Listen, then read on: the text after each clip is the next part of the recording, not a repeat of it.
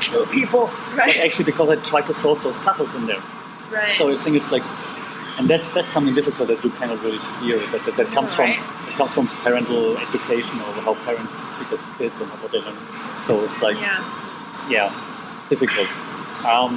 Having that said, difficult like educational technology and stuff. Somehow, I know you're smiling. I know that you attended an amazing event a few days back. Which was a couple weeks ago. A couple weeks ago, actually, yeah. 2 weeks already, right? 3 weeks, yeah. The Startup Week in Education. That we have like another like podcast guest coming like soon, actually, from the winning team also. Wow. And just because you might not say it, but Sarah actually made like second place with her team. With my team, not my idea, but my team. Yeah, yes. with her team. So congratulations. Oh, well, thank you. What can you say about your experience there? Because then we put it all together then afterwards. So.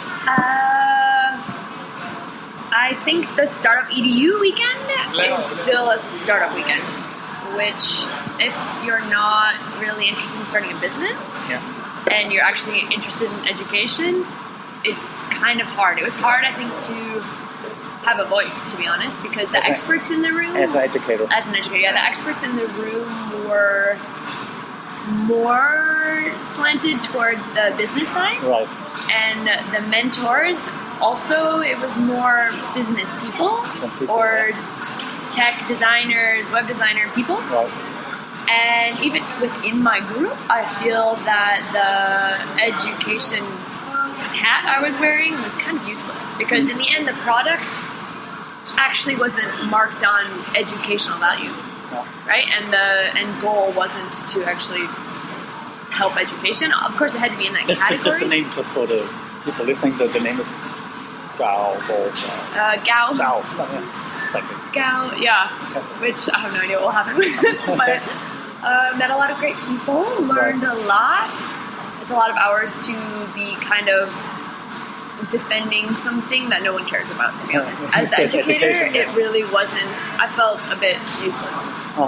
But there should be like educators in the judging panel, or should be as mentors. There should be educators. It off with education updates, maybe. And I think probably part of it is because, as you said, the Thai schools in Thailand, where we are very different from what's going on in the international school world that I'm in. Yeah. So a lot of the ideas even that were pitched, I felt had already been made or solved, or we were 10 years past that. But I think probably that's exactly the problem, is that some schools are actually there, and that's what they're struggling with. Yeah.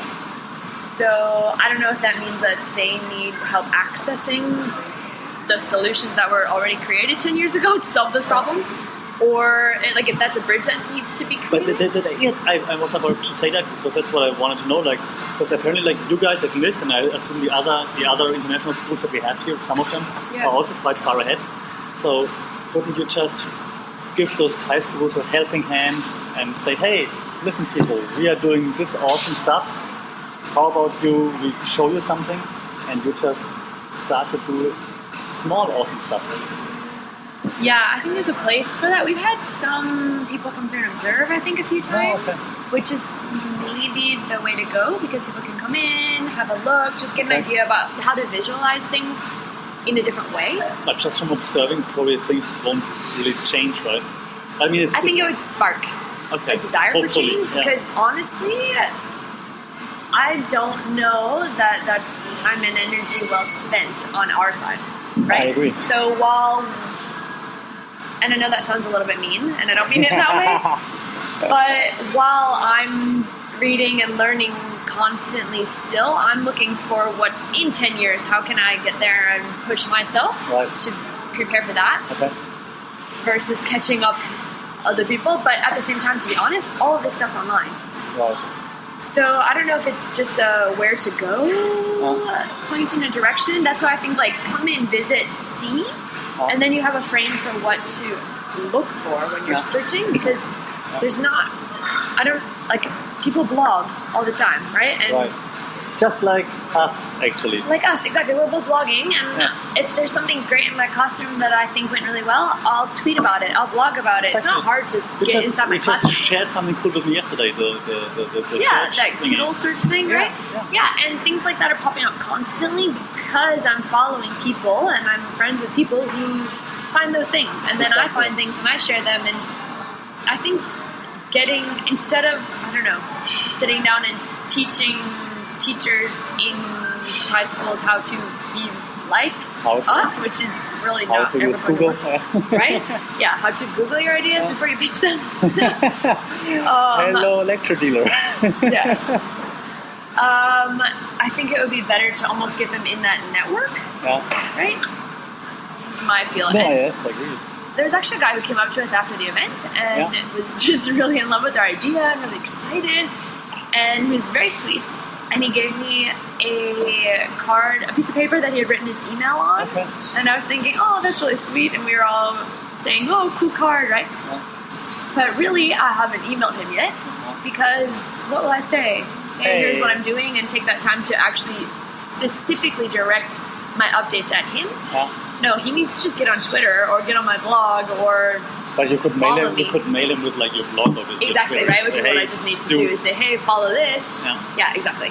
But you know what I mean? I think that there's almost it needs to keep going in the forward direction, right? So that people who are curious need to people should be curious and should like feel the need or the urge to get better, to improve themselves. But maybe there can be some kind of helping guide for that. So, exactly. Yeah. But if you Google who to follow in education on Twitter, you can find it. So hashtag EdTech on Twitter or something. Exactly. Right. All of it exists. Yes.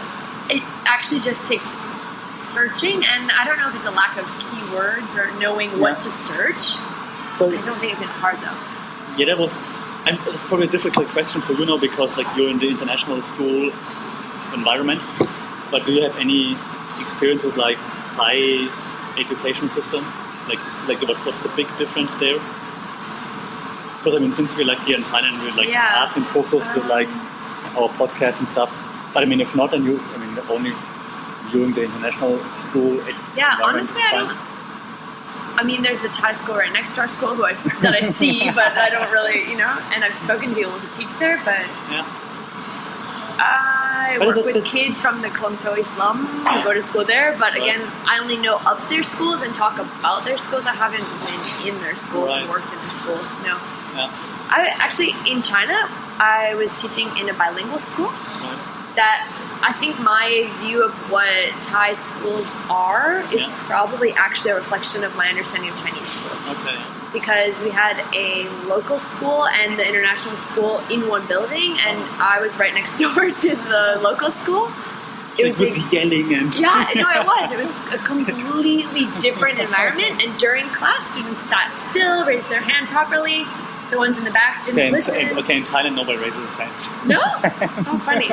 Okay. They're playing on their phones and hope to get out. Well, I'm looking at elementary, right? Elementary school. Yeah. But then when I read articles about people saying, wow, look at all these great schools in Asia, most of the time dissing the US, and they'll say, the schools in Asia are so much farther ahead of us in math, and someone will talk about one observation that they did where the students are all paying attention and trying hard and raising their hands. That's this one school in Singapore. Yeah, exactly, right? And but I also think it's surface level where, sure, because they stream the kids often to be in that class where they are expected to perform in that way.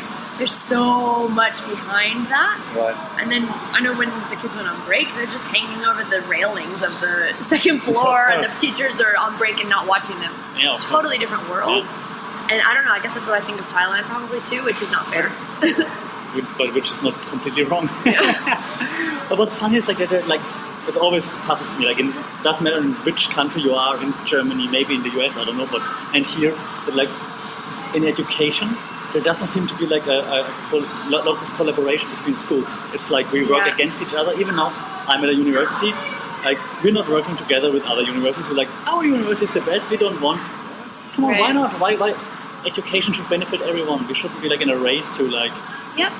That's what is happening now in Asia, at least with our schools, and because of the leadership in my school now, actually in collaboration with WAB in Beijing, Western Academy Beijing, they got together and started this group called Collaboration for Growth, and that's the entire purpose. Yeah, that's so good. there are 5 schools, I think, now who are in this group, and then they get together twice a year, and they go to each other's schools and look at symposiums on big ideas, like inquiry or play-based learning, or now they're doing who owns the learning. It's schools in different countries?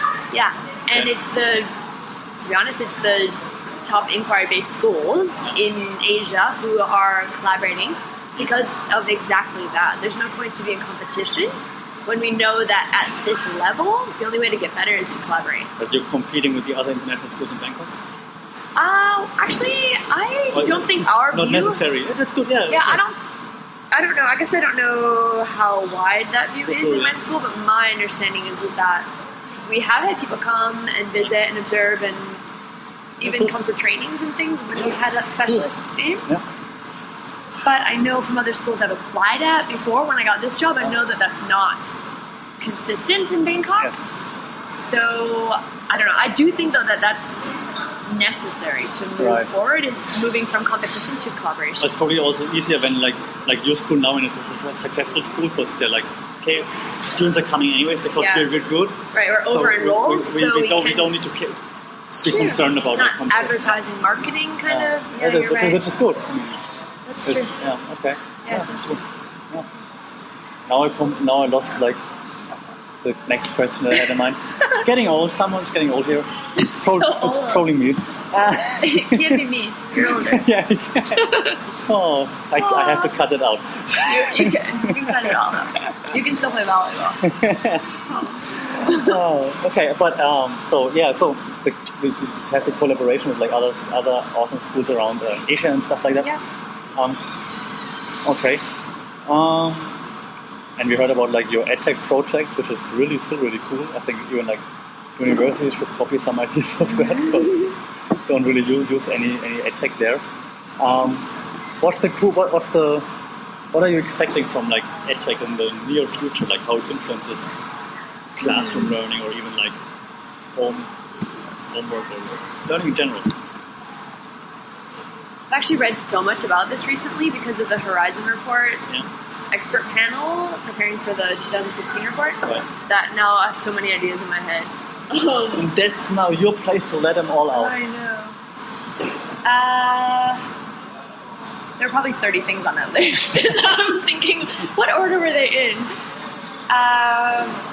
It does get into a lot of virtual technology where you could actually go visit places and visit sites and maybe explore what a surgery would be like in that. I know that was in the discussions. Did you ever do such a thing in class? Like a virtual tour somewhere? I think there was a museum maybe that I looked at, but a while ago. Okay. A few years ago maybe, but I think I was just playing around with it with some students. I didn't really go into it very deeply yet. I wonder how students actually react to that. I mean, the idea sounds cool, but I wonder if it really works. Right?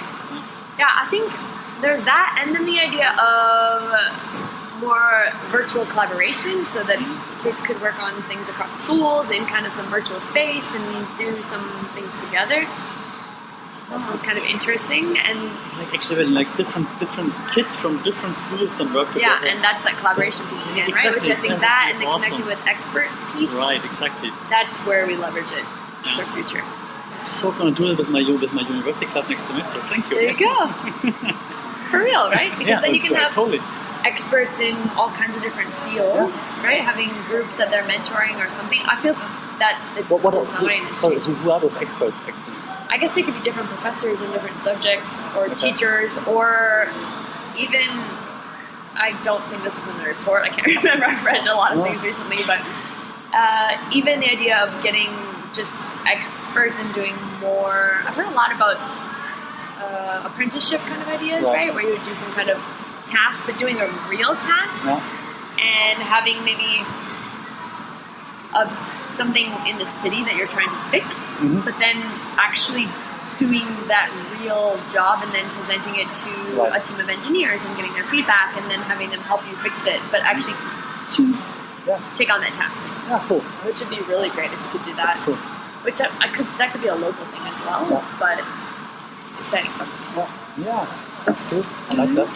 Me too. Or are you thinking how I'm going to implement that next semester? Find some experts. Experts are quite good, like authors and reporters.